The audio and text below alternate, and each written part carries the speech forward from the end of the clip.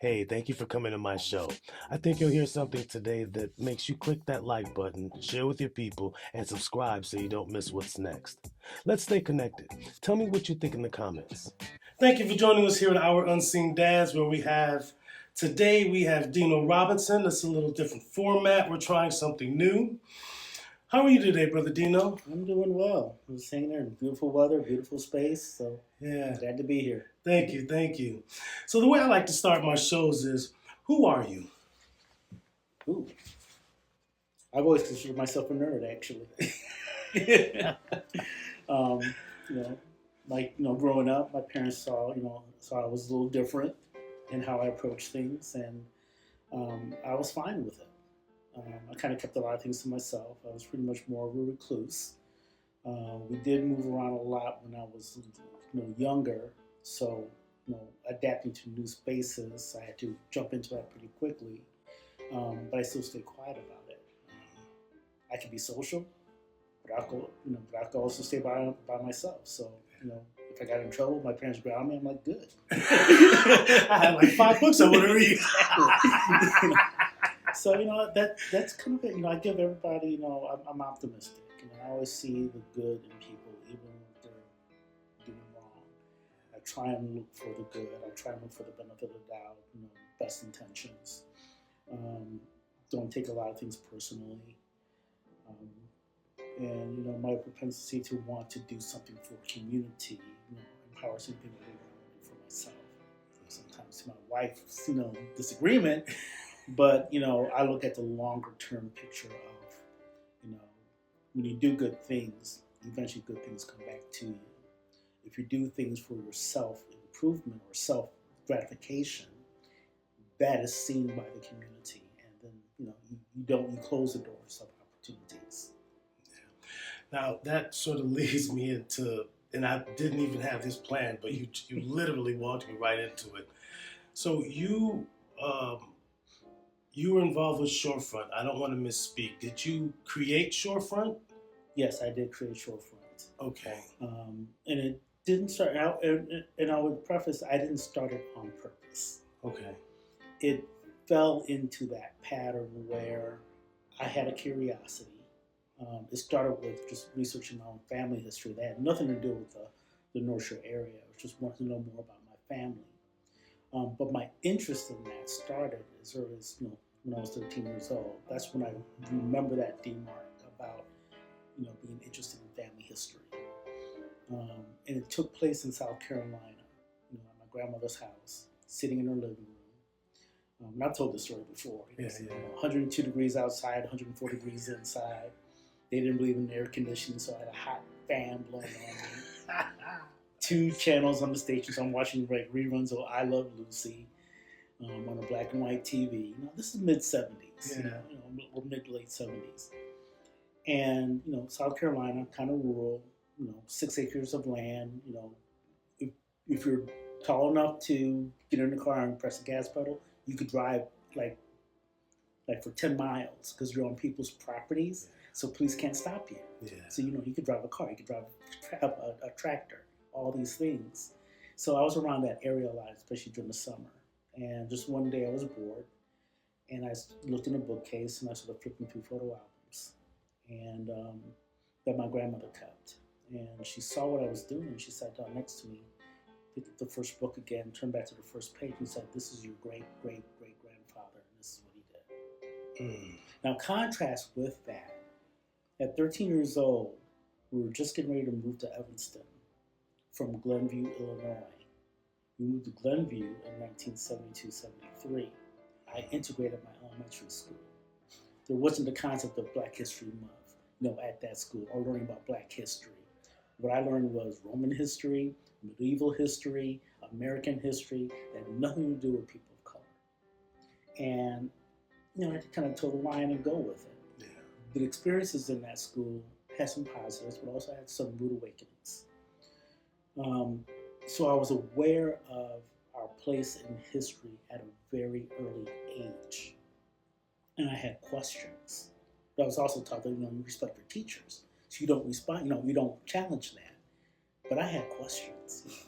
When I saw expansion of the West, I'm like, What happened to the Native American? I don't see anything in here about that. What about slavery? What happened to slavery? In my history textbook, one short paragraph out of that thick book. And, so it always stuck with me in my head. Flash forward to, coming and building Shorefront. I was researching my family history. I was at a social event, and a gentleman there who ran a newspaper at the time, we were just talking and sharing ideas. He said, "Hey, I would love for you to write articles about Black history." I'm like, I can't do this. It wouldn't be right if I did that. And I'm like, get out of here. You haven't seen my English paper grades. You don't want me writing anything. He said, "No, I'm serious. I think you have the skills to do it." And he bothered me about that for 3 months. It's like, you need to write something. You need to write something. And by this time, I'm thinking like, I'm in Evanston. Huge Black, population here in Evanston. I'm sure things were written, books were written. So I went to the library and said, "Hey, what do you got on Black history, local Black history?" "Oh, you can go into the Evanstonian room and see what's in there." And I'm picking around and not seeing anything comprehensive. They suggested go to the Evanston History Center. Went over there and they said, "Yeah, we have a few things." They pulled out 3 file folders labeled colored. This is mid-90s. And by that time, I'm like, yeah, I think we need to do something. Yeah. And I said we, collectively we, because I knew there are other people in the community that might be doing something. So I don't want to be preemptive and say, "Well, I'm going to take this over and do it myself." But I needed to educate myself as well. So I started asking around, talking to people. Found out there was 2 groups that were doing something for Black history. One was called Apache. I can't remember what that acronym stood for, but it was a group of elder African Americans who were writing history. So I thought maybe I can get involved with them and assist wherever I can and learn about our local history. They want to do their own thing, and actually they split shortly after that, and they did their own projects. One of them turned out to be a book by George Williams called Conversations with Blacks in Evanston, a series of interviews he's done, and Laverne Strickland, who did a family book on family migration from Abbeville, South Carolina to Evanston. Met them both, and talked with them. And no, we got our own thing going. I'm like, okay. So I just started reading newspapers and learning as much as I could. And I started writing articles that appeared in the Evanston Clarion newspaper. It's defunct now, but at the time it was like the competitive roundtable. And from there, I started gathering around, working with a group of people called griots, who were interested in genealogy and history, and we started having conversations together. Another group was budding up that was led by then Alderman Joseph Kent, who was looking to develop a heritage, center or preservation district in the Fifth Ward. So I got kind of involved with them and sort of going to their meetings and talking with them and learning things. And there was a convention coming in, National Preservation in Chicago, and there was a bus tour coming in Evanston. And we were doing a bus tour in Evanston, and they tapped me to lead one of the bus tours. And that kind of got me really into knowing, like, there's a lot of stuff here. There's a lot of information, and it's not common knowledge. Yeah. So I spent, 5 years just educating myself. And by 1999, 2000, I'm like, this has got to be more than just a self-interest. There's too much stuff, and I've seen too many people start and stop this in the past, with Apache, with Pitch, with William Twiggs, who was a preacher at the time, but his office was called History Den. There was a Black Heritage Museum in the 1930s on Garnett Place. And Alderman Edwin B. Jordan Jr., who hold history lectures, but nothing of a permanence that you can go back to. And I want to create something that future generations can go back to and find out about their legacies. Who was your dad? Morris E. Robinson Sr. My real name is Morris E. Robinson Jr. Okay. So I'm named after my father. He was born in Missouri, actually. He actually was, the residence was here in Chicago, but my grandmother, his mom, traveled to Missouri to sit with family. And there was a flood, and they were kind of trapped, stranded there. And my dad was born in a small room with about a foot high water in the room. That's where he was born. family came back to, after that, came back to Chicago, lived in Chicago West Side for the majority of his life. I forgot what school he went to, what elementary school, but he did go to Roosevelt College. Okay. Graduated from there with honors.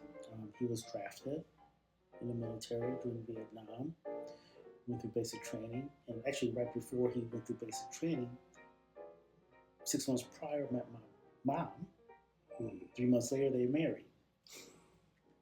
Quick courtship. Yeah. And what's interesting is I got some paperwork from my grandparents in South Carolina because they passed on. I was cleaning out the house, and I found a copy of my dad's will that he left behind when he went into the military. And bequeathing all his assets to my mom, and if she passes, to me, because I was just newly born, 67. 6 months after I was born, my dad was shipped overseas to Italy.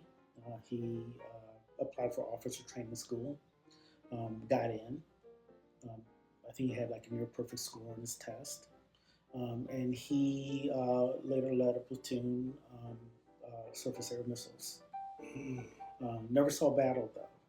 Yeah. But he's told me stories, horrific stories of like what the military tried to do to him.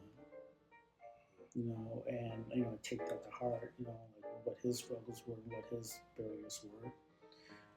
But moving to Italy, then my mom and I followed in Italy. I don't really remember anything living in Italy, even though we were there for 2.5 years. But I was, a newborn to about 2.5, 3 years old.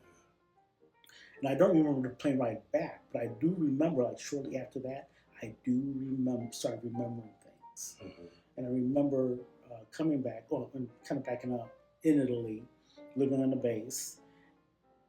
I got the nickname Dino, which is basically the Italian equivalent of Junior. Okay. And so people on the base are calling me Dino, little version of the big one. Yeah. And that name stuck with me the rest of my life. And I used it heavily here in Evanston because my dad at the time, when I started doing Shorefront, he was employed with the city of Evanston, planning department. And we both appeared in newspapers, and they would get our names wrong. They would say my dad's doing the history stuff, and I'm the city planner, because they never put junior or senior at the end of the names. Right. So after a while, I'm like, Dad, I'm just going to use Dino. Yeah. That way it'll cut all confusion whatsoever. So that's how my nickname came. Yeah. But my dad was, very smart, and he always instilled a sense of worth, a sense of perfection. He was military, so Saturday mornings you wake up, wake up, boys. Yeah. He had 2 sons, and keep us in line. Yeah. So every other Saturday was like you get up and it's house cleaning day, top to bottom. All I want to see is some expletives. Yeah. That's all I want to see. Yeah. I want to see butts and elbows. Yeah. That's all I want to see. Working in this house. Yeah. Vacuuming, mopping, dusting, organizing. The mama better not lift a finger up in here, that type of thing. So cleaning the house to bottom, top to bottom, My mom goes grocery shopping, and dad's like, as soon as the car pulls up, you guys better be outside pulling those groceries out that car. Your mom should not be lifting one single bag. Mm-hmm. Put away the groceries, Dinner time, we set the table, eat, we clean up the kitchen.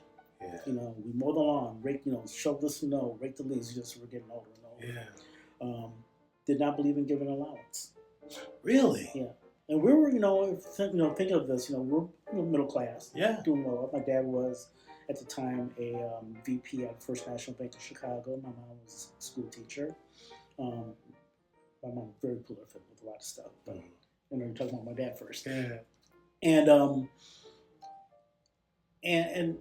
But he instilled that if you want to earn money, what you do in the house is what you're supposed to do. But if you want to earn money, get a part-time job. Oh, you want to mow lawns? Okay, good. That's a good side gig. Mow some lawns. But you're using my lawnmower. So I'm charging you rent for my lawnmower. So whatever I charge, I had to factor in a $2 charge for renting my dad's lawnmower. And I have to buy the gas, too, for it. And replace the gas, once I'm done. But after that, I keep all the profits. Yeah. He even got me business cards. Like, yeah, but you owe me on these business cards. I'm investing in this. You got to pay me back on the business cards. Yeah. As a kid, I'm like, dang, that's cheap. But what he was doing is instilling business practices, because in the real world, that's what you have to do. So yeah, no allowance, and we earned what we did, outside of the work that we had to do around the house. He always came home from work and always went to inspect our homework. Now, I wasn't the best student in elementary school. Yeah. I grew into it. By the time I hit college, I was like a great student. Yeah. But, there were some struggles. Yeah. It takes a little while. It takes a little while. I'm not getting the constant homework. Yeah, I did it all. Yeah, I know I did all my homework. Right. Yeah. When I'm going to parent-teacher conference, you're going to need surprises? No, man, I got straight A's and everything.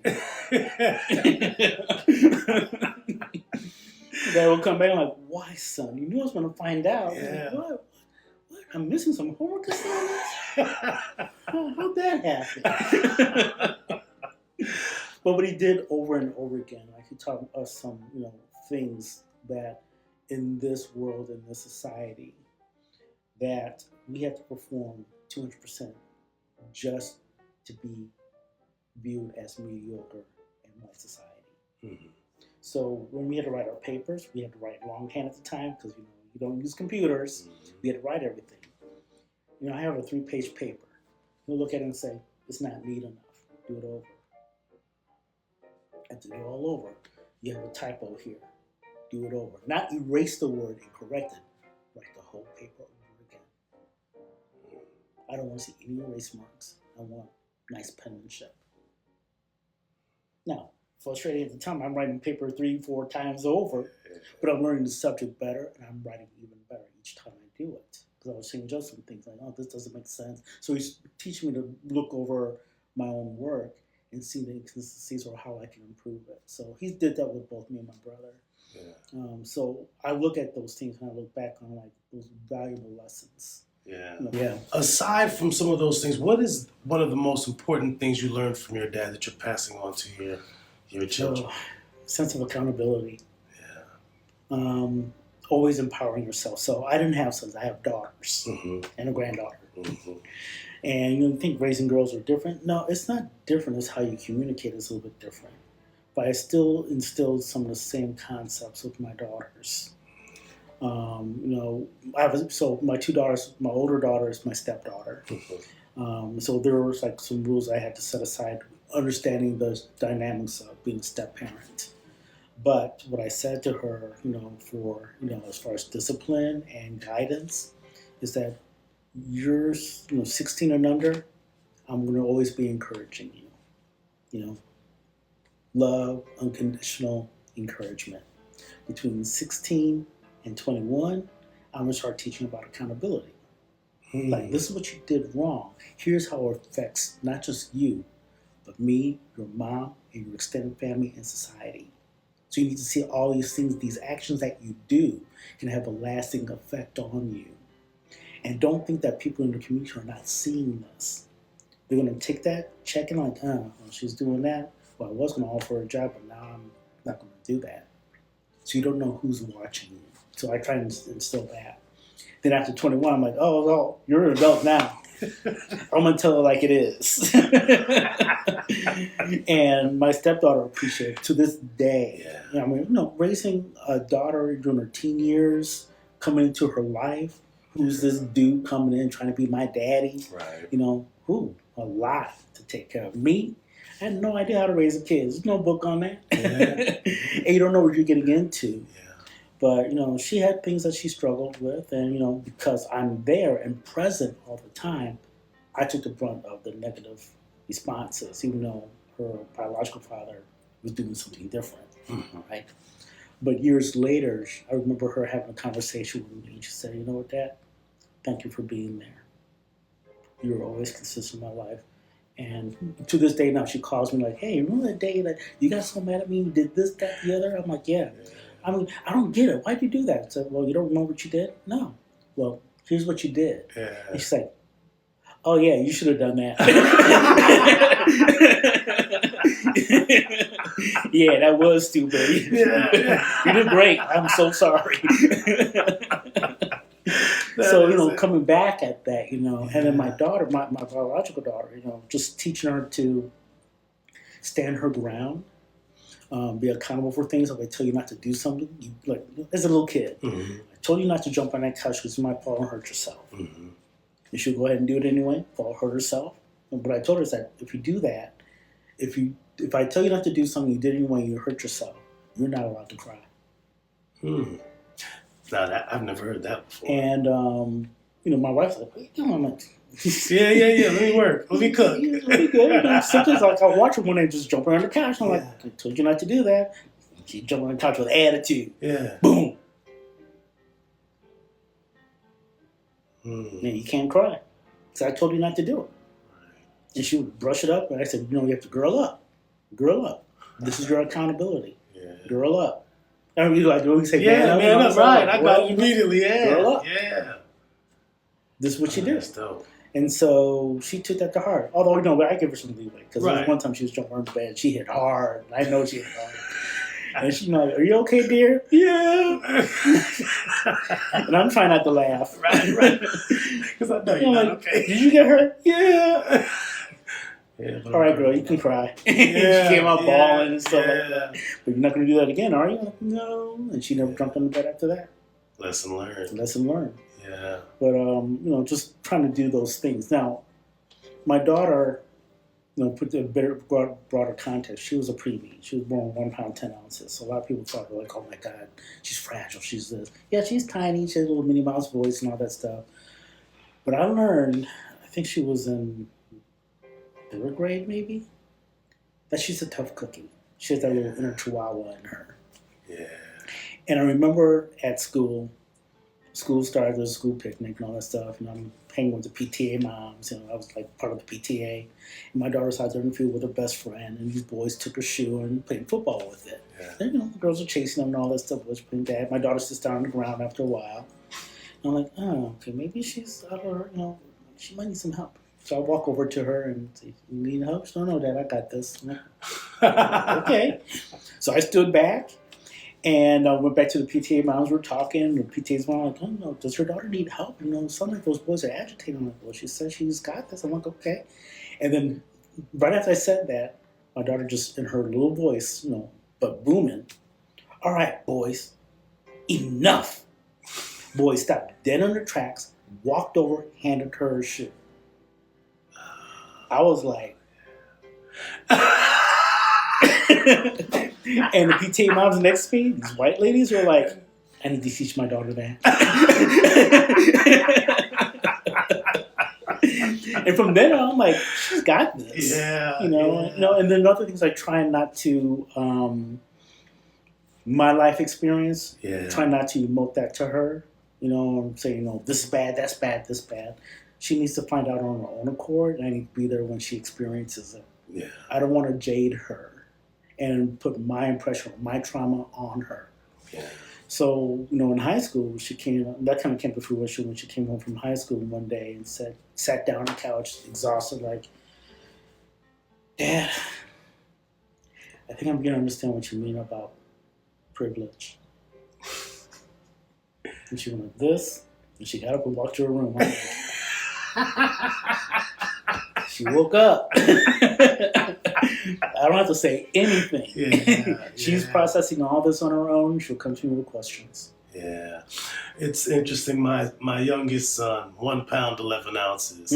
So he head to toe in the palm of my hand. Right, so I know exactly what you mean. And part of me is like, you gotta protect me, but the other part of me is like, man, that's a warrior. He made his moves for reasons, Right. And so my daughter said, like, "I ain't got time for this. Right. I need to come out the womb now." Yeah. And it was the same instance with him. He was saving because his mom caught E. coli in the hospital, and so if he didn't force his way out, right, they both would have been gone. Yeah.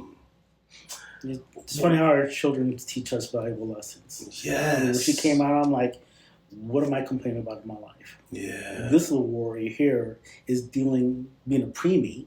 Yeah. Looking at me like, "Dad, I got this." With wired up C-pad in her nose, central line on her foot, diaper like as big as that, it's just, and she's looking at me like, "I got this." Got this, yeah. So my mother-in-law kept that small pamper that you yeah, just pointed we kept ours too, and the little creamy pacifier. So we still got those two things. Like, this girl was tiny. Yeah, man. Hand could barely wrap around my pinky. Yeah, it's somebody who knows what I was going through. Right, like, man.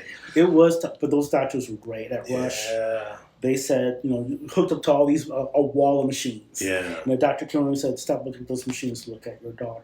Yeah. Your daughter will tell you exactly what's going on with her before those machines even go off. So true. And sure enough, it happened. I mean, she had some type of blood virus, and I watched her body go from pink to gray, and her hand just went limp.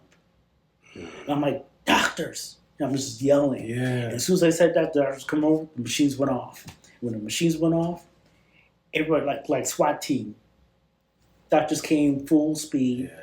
Came in and took care of the situation, had a complete blood transfusion. And then she was back to normal. She's like, hey, Dad, what's up? Where's my breast milk? Yeah. So I got nothing to complain about. Yeah. So you lead me into this question. Aside from that experience, what are some unique joys or a unique joy that you've experienced as a father? Oh, the joy of fatherhood. I mean, just day one. Yeah. When she came to life, into this world, it really resets your brain and your priorities. I don't know if there's words that can really explain what that means, to me. Having a new sense of purpose.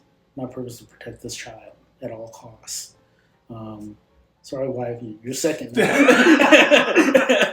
what's interesting? She'll say the same thing to you. Say the same thing. She'll say the same thing to you. And we've had life, even life stories like, using this analogy. Say I'm holding on to mom and you. You're off the cliff. I'm trying to save both of you. Yeah. But I'm not strong enough to save both of you. I got to let somebody go.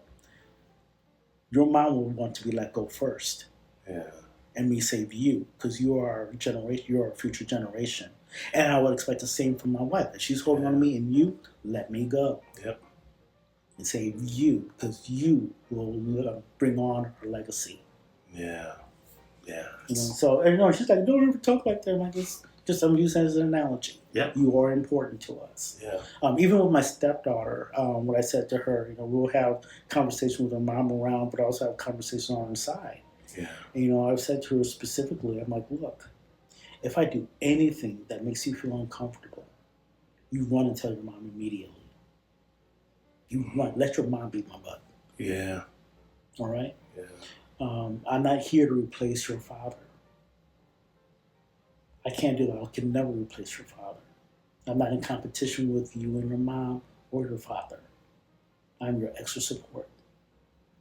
I'm not demanding you call me dad.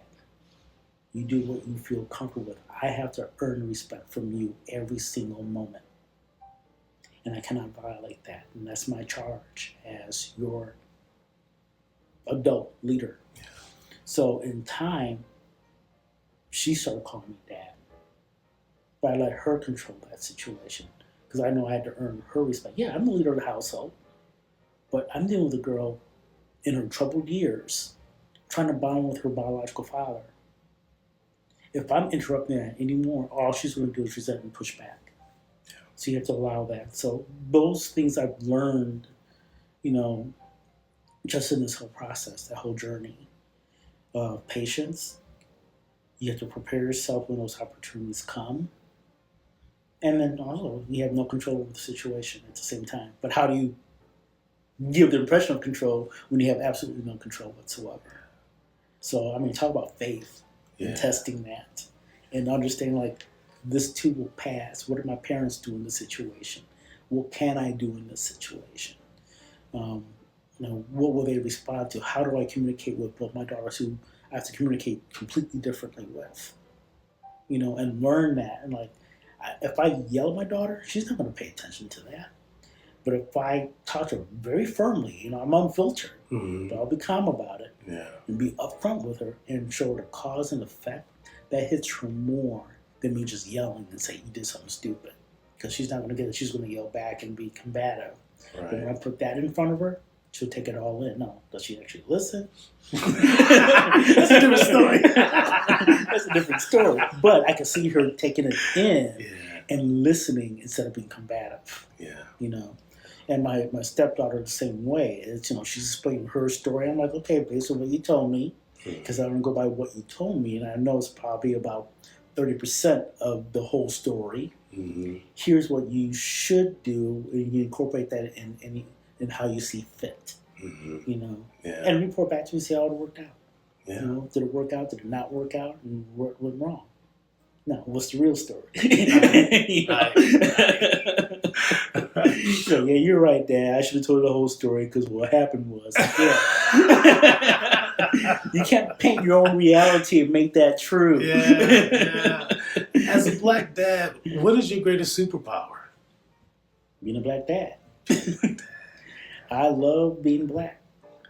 I can't think of anything better. I think it gives me the ability to move in places that where you stand out, but then nobody knows anything about you. If anybody read the book Spook by the Door, Mm-hmm. I kind of like emulate that. I'm there. And like people, when I get to the tip, people are like, "How did you get here?" I'm like, "You better learn how to show up your own trap doors." Yeah. Because I know how to get around them. Yeah. And that's what this world is like, or at least in this nation. Yeah. It's like that. Yeah. There are systems set up to keep us out. Yeah. They keep us disenfranchised. And they expect you to play their game. And what I learned is I just don't play their game. I play my game. Mm-hmm. And because their game is designed to keep us out. So why play it? Yep. So I'll build my own game, my own rules, my own pieces, my own board, and go from there. And yes, it does, you know, prevent me from doing some things. Like, you know, do I think that Shorefront could have grown faster if I did play that game? Possibly. But what would I have given up? And I've seen too many of our black organizations give our power away in the pursuit of financial gain. And what I want to focus on is what can I leave as a legacy in this community that our great grandkids come back and see Shorefront. So I got to build that foundation, and I'm going to sacrifice myself to do so. I'm not pursuing it as a career. I'm not pursuing it for money. When I did Shorefront for 25 years, I did not get paid. I got a little small stipend to compensate, like for gas and meetings, Yeah. and manning and doing certain things, but it wasn't nowhere near what would be considered a legal salary. Yeah. So, and that was my gift. I said, let me build this up enough so I can hire a full-time executive director and pay them a salary. And get that set up for it. Let me do all the legwork to get Shorefront known so it already has a respect so the new leadership coming in doesn't have to deal with that, you know, to its full extent.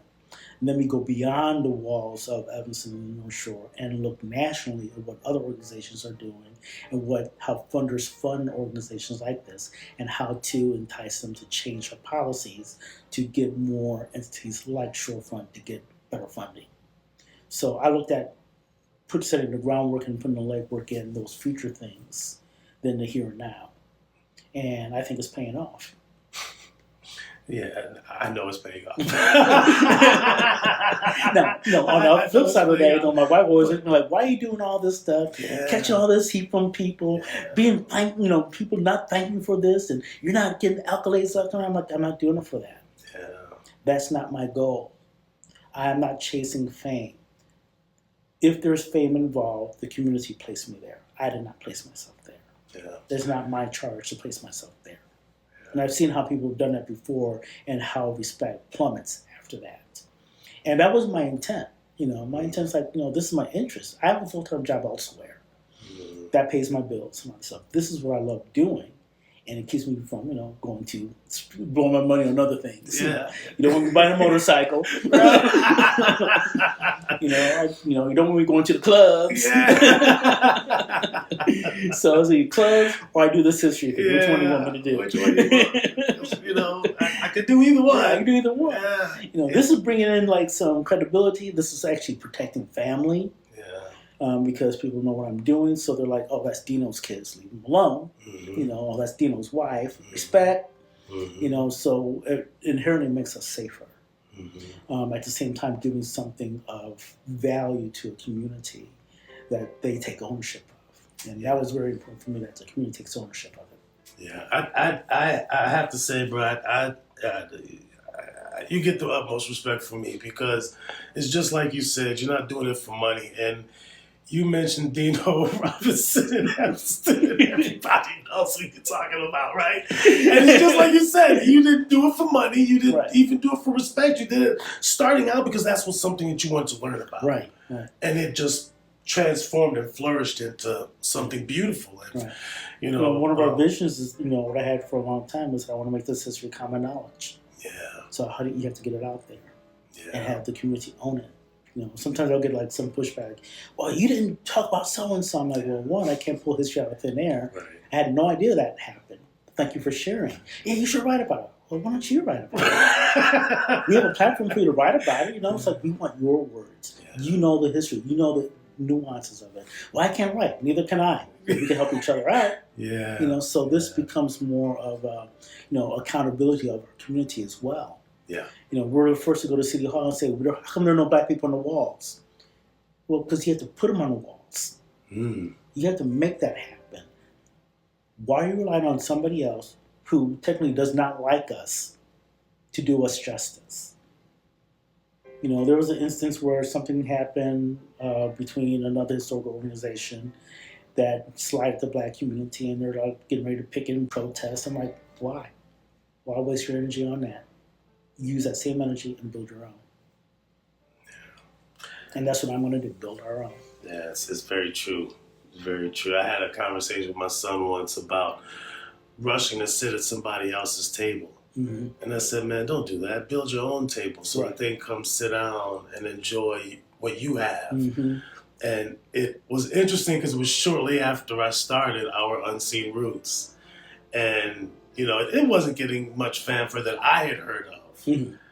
But a few weeks passed and, oh yeah, I know about your show. I've seen it. I love it. Please, thank you. Mm-hmm. And so it helped me to teach him that same lesson that you were just talking about, What are some of your biggest challenges you faced as a black dad?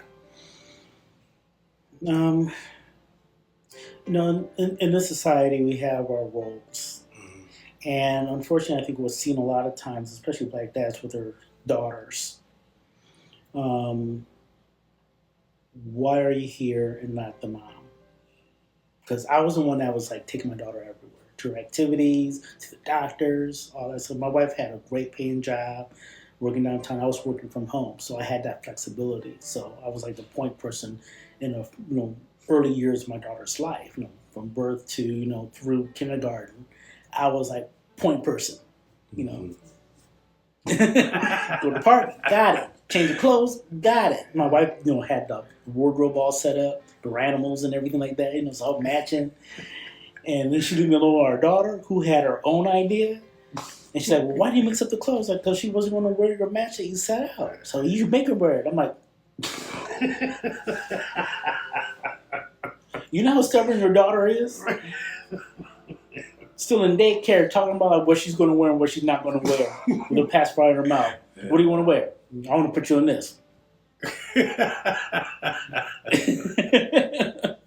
So yeah, I switched that out. I'm doing this. Yeah. But yeah, seeing a perception when I go to activities like take my daughter to gymnastics, and I'm usually actually there's one other dude that was there with me. There's one other black father was there engaged with his daughters, but out of all those girls in gymnastics, everybody else was like these white mothers and us two dads. And just sitting there like, I know these mothers are just looking at us like, what's going on here? And these creepy men, doing this. Take my daughter to the doctors, and the nurse looking at me up and down like, where's the mother? And just literally saying that in my face, where's the mother? She's at work. And she came and just look like, well, why aren't you at work? I'm like, woman? Do your job. Don't worry about mine. I know, right here. Physical. Do you pay my bills? No, you don't.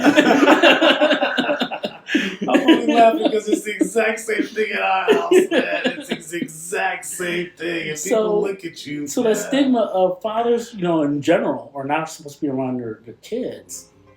And I think I heard statistics that, what they want to portray in the society is that, the black father is not around. Actually, we're the highest percentage of being engaged with our kids in this country. We want to be engaged with our kids. We're active with our kids when we're at the events. But it's interesting that when you go to these events, who's always thanked the most? Moms, dads are silent people. And as a man, you kind of take that. Yeah. It's like, yeah, I'm not going to sit there and cry, oh, you didn't say anything about me. No. I do my job. And watching my children grow and be into their own. So that stigma coming from other adults, is bothersome. But I also realize they don't pay my bills either. Yeah. So I don't care what people think about me. And that's been like, I think going back to the earlier question, that's my superpower.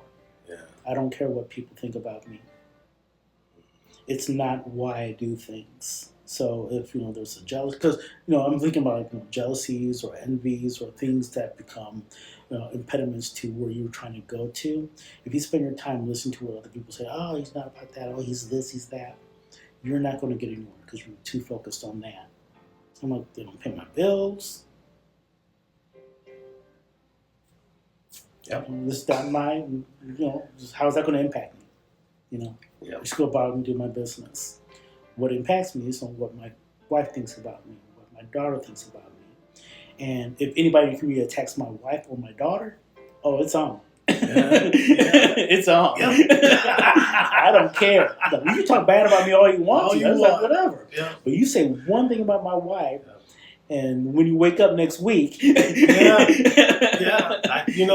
the same conversation about how not to do that again. Yeah, yes, sir. It happened when I was running for school board, and a guy posted something about, how do you feel that your wife is running this District 65 group, and she shouldn't be doing that. And I thought, oh, hold on, dude, hold on. I made the choice to put myself out here. Right. So did my other peers who were running. Right. But the moment that the conversation leaves from me to my wife or my family, I get nervous. And when I get nervous, I get protective. Yeah. So, right. And that's what we do as men. We want to protect our families at all costs. Yeah. And we'll take the heat. That's what that's what we're built for. We take the heat and we don't bring it home. Yep. How was your day? It was good. Now, we went through hell and high water. But we're not going to tell our wives, like, oh my God, so-and-so talk bad about me. They don't want to hear that. Your wife wants to see the strength in you because they lean on us for their strength as well. Yeah. And we show our weakness in that. Now, it's tough. It is tough. And we have to have some avenues where we can be, volatile. My wife allowed, a couple of times for that to happen in very extreme cases too. And she was extremely supportive. Just let me being there, not trying to console or ask questions, just being next to me. Yeah. Holding my hand and saying, let it out. I'd shape up real quick and I'm like, okay, back to business. Here's how you have to handle this situation and that situation. So I take charge again, Yeah. But I have to let that out to move forward because it's our own mental stability. So true. So very true. How did you discuss race with your daughters? Only when the conversations come up, like when my daughter talks about, I understand about privilege. But also when she went off to college, she ended up accepting a university in Colorado in Grand Junction. And the demographic of Grand Junction. I went out there with an attitude. I think it's a pretty large city. Grand Junction is. It's out of the way. You have to land in Denver and then drive the rest of the way there, or you can take the airport there, but it costs like 10 times more. So you're better off like landing in Denver, renting a car, and driving 4 hours to Grand Junction, to this community about 150,000 strong. 1% black population, less than 1% black population.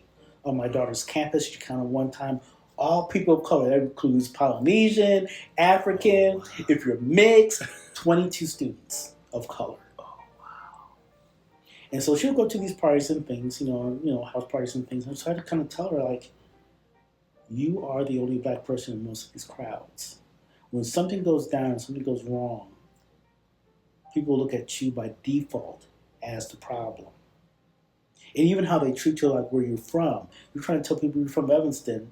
but they don't get that concept. So you like even you said to your own accord, you just like result to say that I'm south side of Chicago.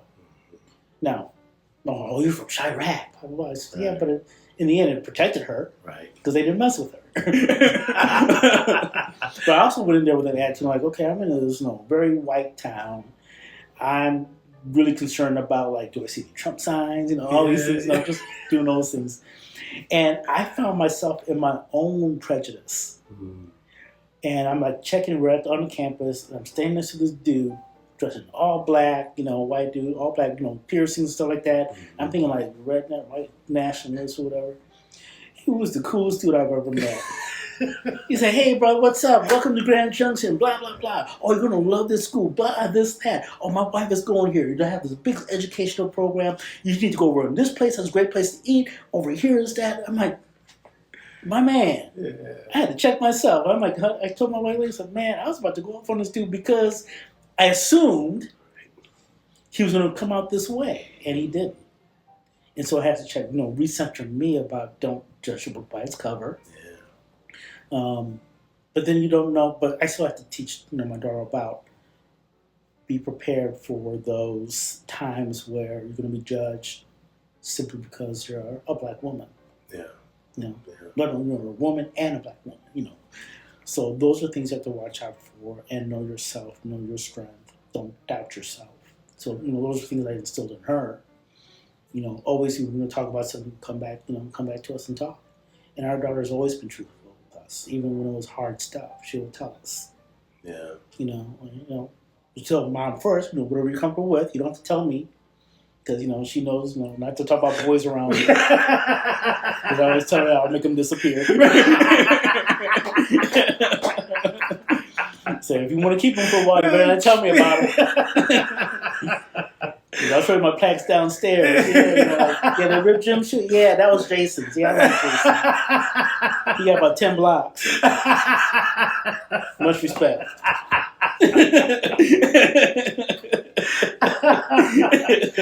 And both my daughters believed me that I would make them disappear. They know. And so that and I didn't have to do anything. It's just that thought of I don't know my dad enough to know, and everybody knows him. The police respect him. Right. He's got the mayor calling in the house. So you might be able to do that. And my stepdaughter and my daughter are like 20 years apart. Okay. And so my stepdaughter even told us that, look, don't mess with dad. He know everyone.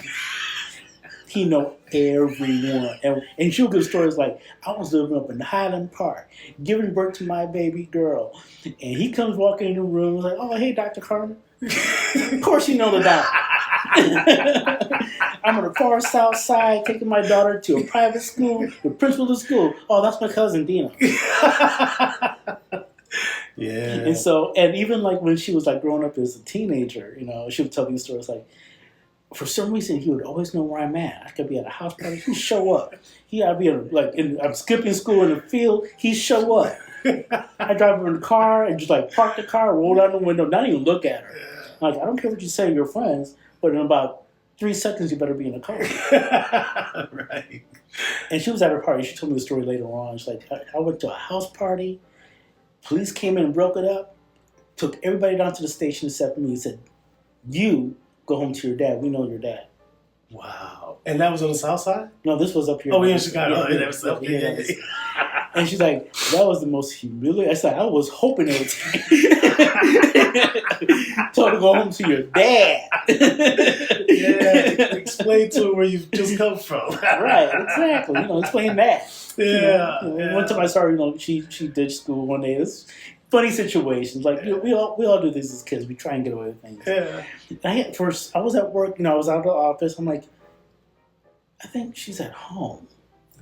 So I go home, I'm like, I know she's in here. So I call my wife. I'm like, yeah, I think your daughter's here.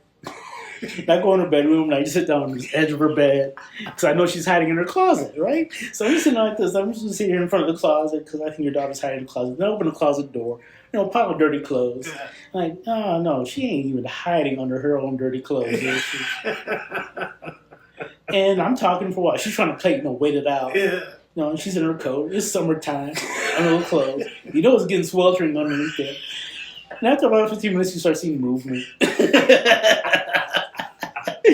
And I'm still talking to my wife on the phone, like, oh, okay, she's emerging. She gets up, she's going down the stairs. I'm following her in the car. She's walking back to school. I'm parking in front of the school and wait for her to get inside. I didn't have to call her out. I didn't have to yell. Yeah. Yeah. It goes back to what we were saying before we were recording, that, we've already done these things. Right. We've been there, done that so many times. Right. It's like I did it too. I skipped school, got caught, Yeah. It's like, I tried. Because we think we know everything, at that age. We think, we can try. It's so What true. do my parents know? They don't know nothing. Right. Where have they been? Then reality sets in. Right. Like, that's why I'm grounded again. That's why I got to clean the house by myself this time. Why is my dad sitting in the classroom with me? How do you find out about that? Right. So yeah, we've done it before, so it kind of goes on as part of, what I call the normal teen stuff of like causing trouble because they're finding themselves. Yeah. And you have to allow that platform to happen. Because if you hover too much and control too much, it's going to backfire in the end. They don't learn anything from it. So So true. you kind of let them do their thing, warn them. Right. It's like, yeah, I know the party's coming up, so what you going to try and do? Yeah. Try and do something stupid, I think my daughter one time wanted to try and jump. We live in a third floor apartment, and she wanted to try, thinking about jumping out the window. I'm like, I know she ain't going to try and do that. Because she's already dropped her stuff out there. Right. So let me just park in the car and just sit here just to make sure. And my wife was upset. I told my wife, she's upset. Yeah, I'm sitting at the front door because I know she's trying to get out of here. So she's sitting in the car. She's in the front door and the back door at the same time. That's I'm like, yeah, okay, babe. I'm outside looking out the window because I think she might have enough gumption to try to jump out the window. Yeah. And we're like, oh, God, I hope she doesn't. Yeah. But I'm going to sit out here and watch. And I started thinking about myself, like, yeah, I did that too when I was young. Exactly. What do you think it will take for black dads to sort of not have the stigma of not being present in their children's lives?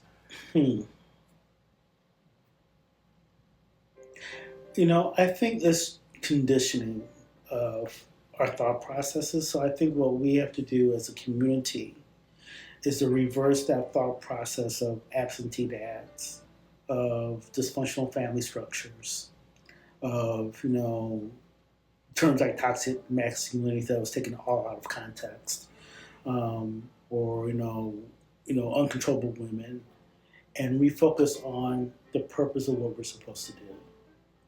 And it is okay to lead and be led. It is okay to come to agreements of how we're going to function in the household. This is your household. And it's not giving up anything of yourself. It's actually strengthening a family dynamic. Because the power of two parents raising a kid will show in the future.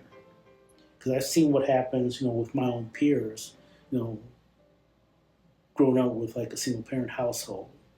And the trauma that happens with that.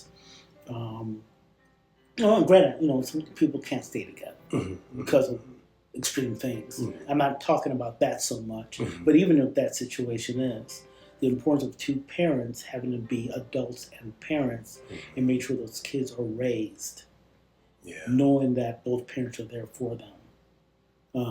Kids will try us because they'll play us apart. Yeah. Because that's what they do. That's what they do. My daughter will come to me and ask me a question like, I know your mom said no. Right. I already know. So, I'll talk to mom before, and we'll come to an assessment together. But if you went to mom and she said no, and you come to me afterwards, it's going to be never. Right. Because you try to play us. Yep. So don't play that game with us. Yep. If she said no, it's going to be never with me. Try and find out. But the stigma is so hard because we're so conditioned. We're easily led by media, TikToks and all these little video things that come out and little sound bites here and there, and people who cherry pick like a situation and make it feel like they're right about something, knowing that the accountability falls on yourself. When things go wrong, first look at yourself.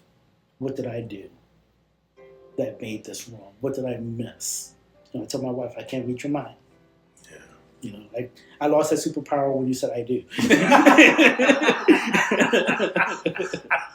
So now I'm clueless that if I did something that hurt you, you need to tell me that and be direct about it. Don't beat around the bush. Don't think I want to get it, because I don't get it, because I don't know your life prior to us meeting. So I don't know what things you're carrying with you. But I might have said something or did something that hurt you that I might think is just normal every day or taken out of context. So if I did something, please tell me so I can correct myself, understand that situation, and know how to navigate you in the future. Because I don't want to hurt you. I want to make you stronger. I was fortunate with my wife. I think we talk every day. I mean, we're in the middle of transition, moving. So I'm apart from my wife for long periods of time. But we always connect. We talk every single day. And what I was fortunate with my wife, her coming to this relationship with her daughter, is how open she was with me about, I need help. Mm. There's no such thing as one person. I don't know what I'm doing. So if you have a suggestion, of course I'm going to listen to you. That was very instrumental in our relationship. She also wasn't dependent on me to do things. Like, she was independent, doing her thing, didn't drive at the time. And, go pick her up and do things. And I think one time I was running late on something because I was goofing around and looking at records because I was walking by, get caught up in time. Gotta get there. Yeah. Got to the house, and she was mad, not at me. She was mad at herself for depending on me to do something that she naturally can do herself. Not that she needed me to take her somewhere. The bus is right there. Right. She can take herself there and do her thing. And to expect me to do it is improper. If I want to do it, fine. But if it shouldn't be predicated on that. Yeah. Her daughter was her responsibility. She made that very clear. Now, she also made it very clear is that you're a parent, and this set rules for disciplinary, but she has to listen to you because you're in this household. So these boundaries that we set up and these rules that we set up were like coming to an agreement. I said, I'm not going to touch your daughter, and if things get out of hand, I'm going to pass it on to you. Because she pushed it on my buttons right. Tag team, hand off.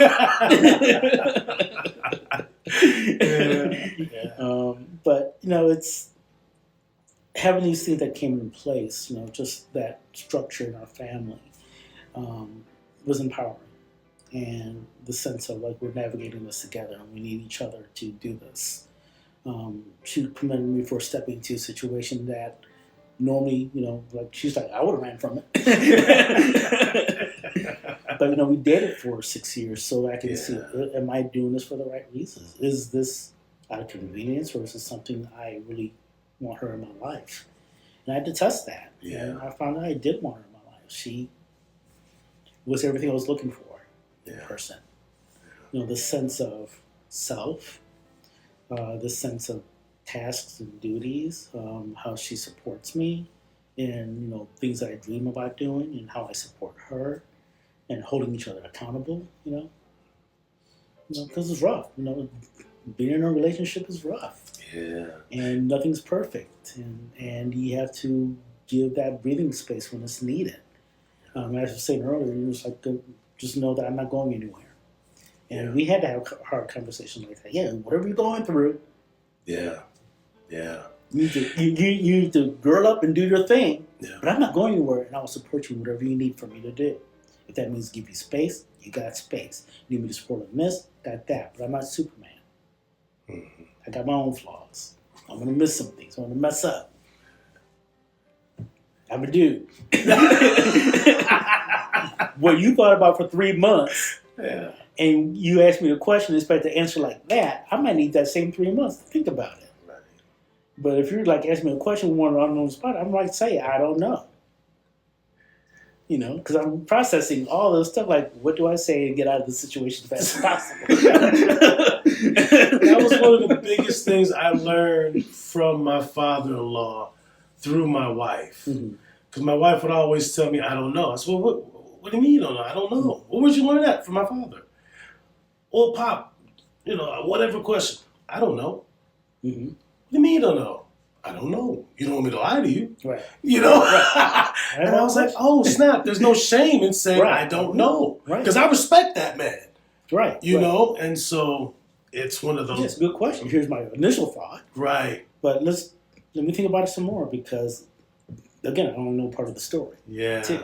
Where it's coming from. How long have you been thinking about this? This is something important apparently because you thought about it for a while. So, give me a chance to really think about this and apply what the heart of the matter is. Yeah. Still might get it wrong, say the wrong things. Right. But it's part of the process. Thanks for watching. I hope you enjoyed the show. Please like, share, and subscribe. Until next time, let's stay connected.